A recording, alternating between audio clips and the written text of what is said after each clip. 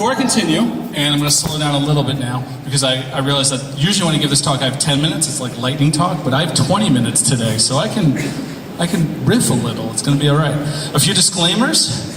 I'm going to use my, if you know Emily Rose, I'm going to use my Emily Rose voice. The views expressed are my own and not necessarily those of my employer.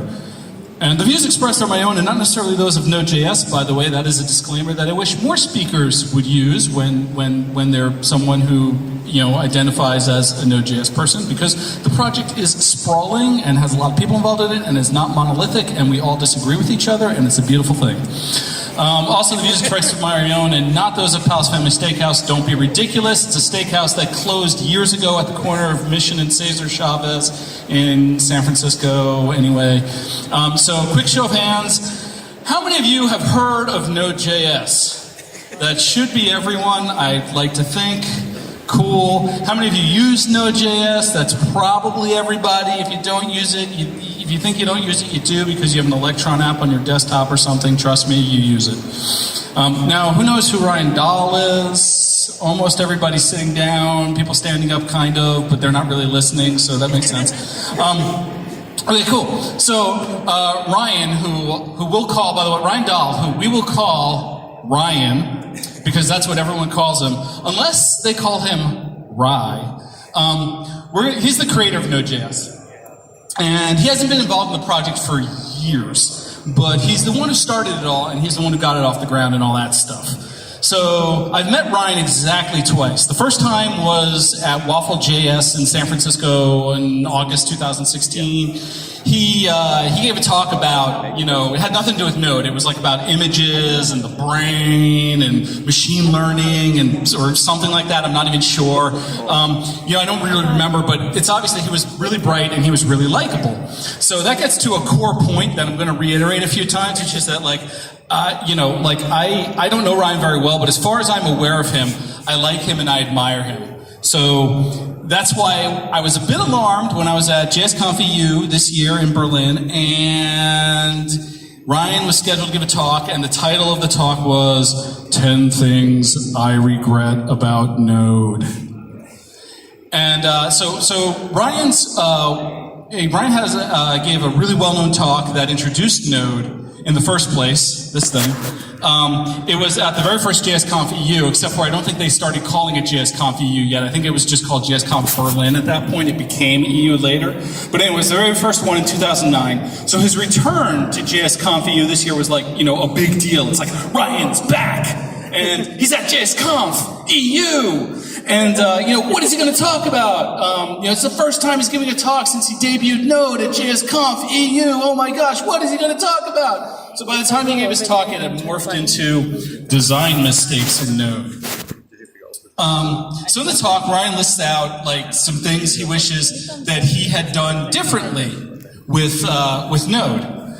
And, I can use mic technique if I'm too loud. Okay, cool. He also introduced an embryonic project called Dino that tries to learn from this, the design mistakes that Ryan enumerated. And so I walked away from this talk thinking, that was pretty cool. That was awesome.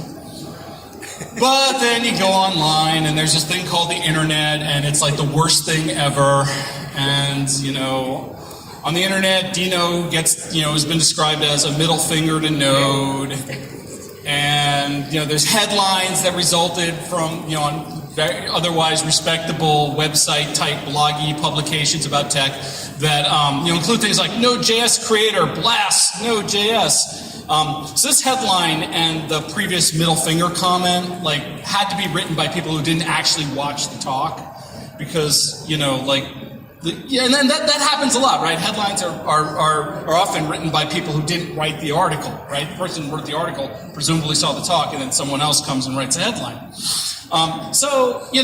This isn't what happened at all. So let's see if we can fix this headline a little bit. So maybe it should have been Node creator candidly enumerates mistakes. That's a little better, but I think the actual headline should have been, like literally everything else, Node is not exactly perfect. So that feels about right to me. So Ryan hasn't been involved in Node since 2012, but he's still the guy who created the project. And so people care about what he says, for better or for worse. And so in the issue tracker and on Twitter and in discussions around like tea or whatever, and certainly in that horrible thing I call the internet, this sort of thing happens a lot. The last, people just ask you, what should we do about all these design flaws in Node? Oh my gosh, should we all switch to Dino even though it's pre-alpha and it's incompatible with NPM and I won't be able to build anything with it? I should totally switch to Dino, clearly. Thank you, yes. Now none of that is a knock on Dino at all, or Ryan. Like all large, complex software projects start off that way. They're not birthed fully featured. That's kind of the nature of software development. And I think Ryan's awesome. But I do think his talk was more about self-reflection than about, sticking it to Node. But of course, perception is reality. So let's talk about each of Ryan's regrets and answer the question, what are we going to do about these things? So Ryan's first regret was not sticking with promises. Now, I had to look up, or I didn't have to, I chose to look up antonyms for regret for this talk. And I settled on joy. But it won out over a few interesting other options. There was delight, there was happiness, and I swear this next one is true. There was negligence. Negligence is listed as an antonym for regret on the horrible internet. So I was trying to figure out how that could be. And I guess what I came up with is if you're negligent, you're kind of careless. And if you're careless, that's just like a hair's breadth away from being carefree. And if you're carefree, you have no regrets. But anyway, I stuck with joy.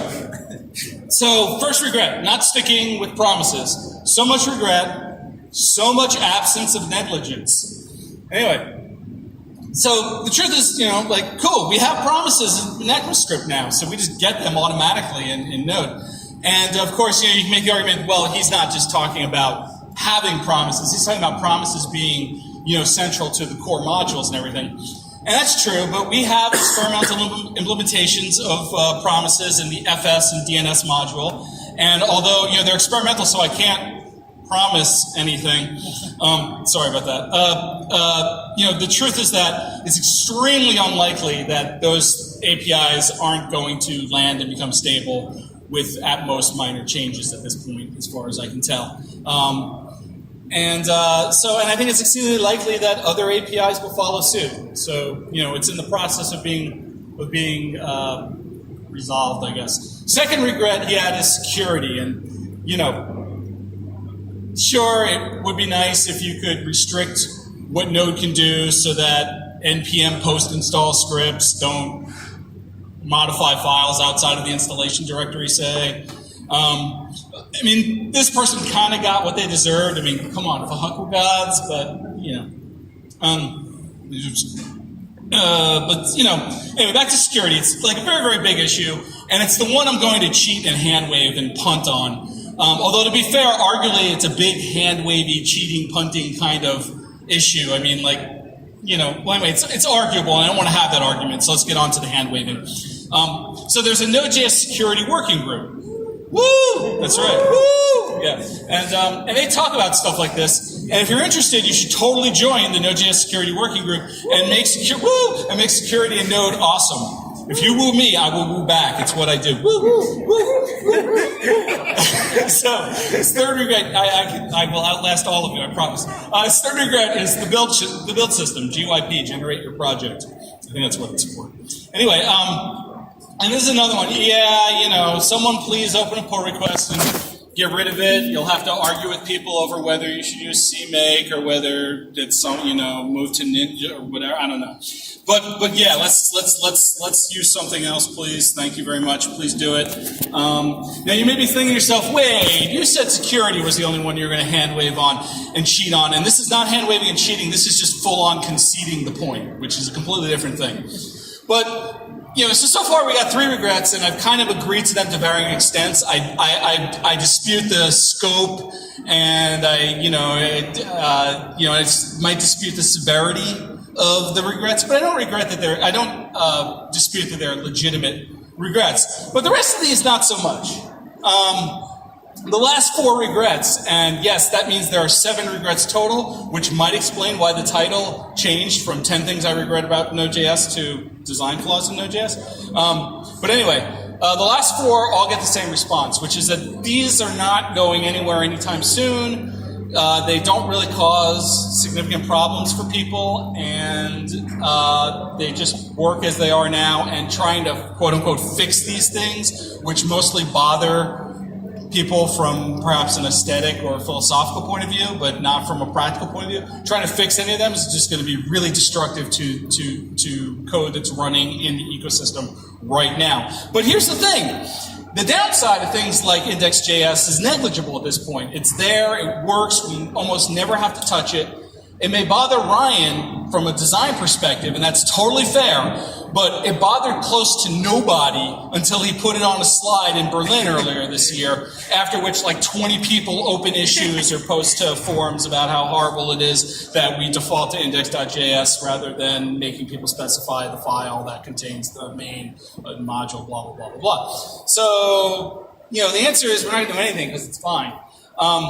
So, basically, there you have it. To sum up, love you, Ryan. Great talk. I love getting insight into your thinking. I really enjoyed the talk a lot. I just didn't enjoy the aftermath of the talk. But anyway, headlines can suck, but what are you going to do? Nobody should be using Ryan's talk as a roadmap for Node.js. Use it as a guide for Dino development. Sure, that's actually what it's supposed to do. Cool. No problem. And nobody should care what Ryan or I or anybody else really says. We're all just one person. It's like I've wasted the last 15 minutes of your time. You thought you were going to learn something. All you did was have me stand up here and give excuses or something. I don't know. Just kind of try to be entertaining. If I had just had the courtesy to no-show, you'd all be over around that side or that side drinking coffee or talking to people or whatever. And instead you're here listening to me lecture you about how you shouldn't be listening to me. So thanks a lot, and I don't do Q&A because Q&A is the worst, but come talk to me because I love people. Thanks, bye.